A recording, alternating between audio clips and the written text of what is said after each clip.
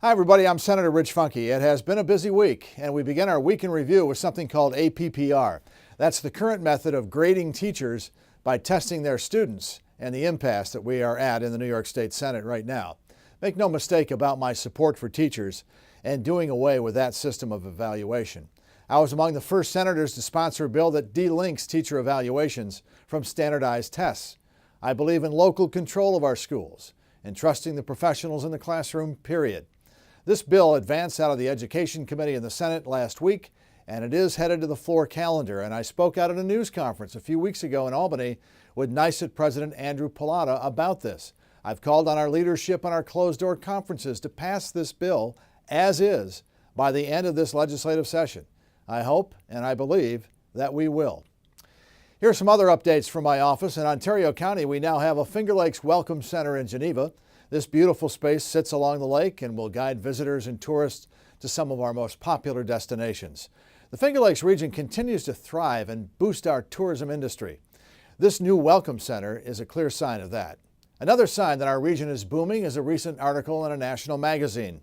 Thrillist Travel turned to experts and sommeliers to rank the best wine regions in the country, and the Finger Lakes came out at #1.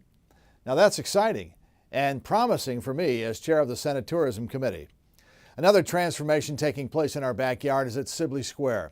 What many of us knew as the Sibley Building back in the day is now being turned into a modern-day mixed-use urban center. CEO Gilbert Wynn of Wynn Companies in Boston, the developer behind the project, was in Rochester to announce 72 new and affordable apartments for seniors.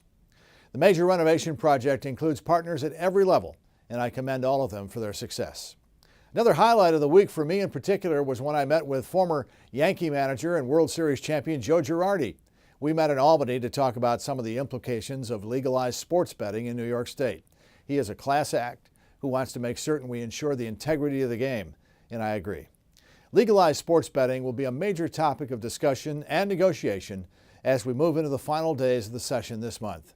Someone else I've come to admire will be stepping down from her position. Just this week, Ibero President and CEO Hilda Rosario Escher announced that she will retire at the end of the year. Under her leadership, the Rochester Not-for-Profit has changed lives in its work with children, youth, and families.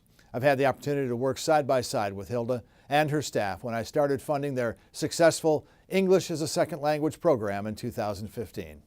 I thank Hilda for her leadership, and I wish her all the best. Have a great week, everybody, and until next time, I'm Senator Rich Funke.